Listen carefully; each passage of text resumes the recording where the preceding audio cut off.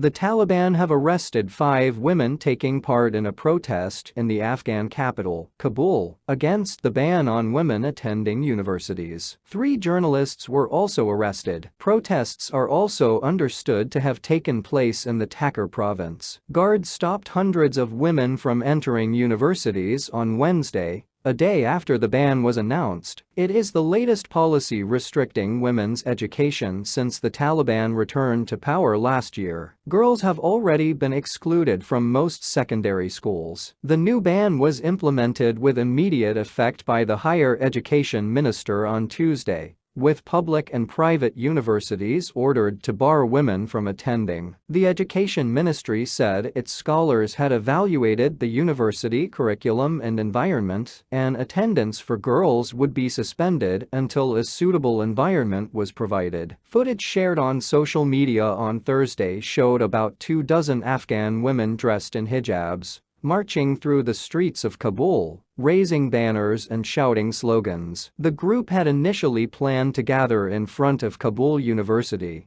the country's largest and most prestigious educational institution, but changed location after the authorities deployed a large number of security personnel there. Several women involved in the protest have told the BBC they were beaten or arrested by female Taliban officers. One of the protesters told us she was beaten badly, but just managed to evade being taken into custody. There were too many Taliban female members among us, the woman said under the condition of anonymity. They beat some of our girls and arrested some others. They were about to take me too, but I managed to escape. But I was beaten badly. Another protester said 2 people had been released since being arrested, but several remained in custody. Some men have responded with acts of civil disobedience in solidarity with the protesters. About 50 male university professors at public and private institutions have resigned their positions, while some male students have reportedly refused to sit their exams. The Taliban had promised a softer rule after seizing power in August 2021,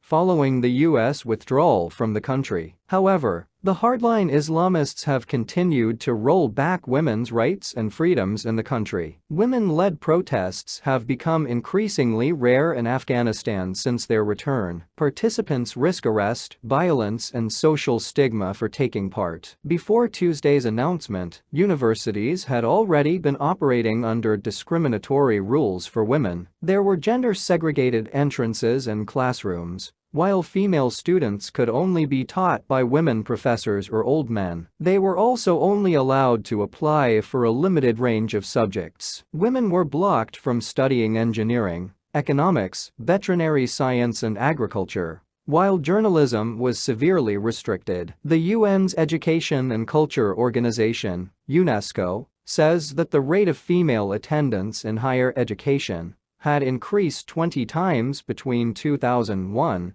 the year the Taliban were ousted by the U.S.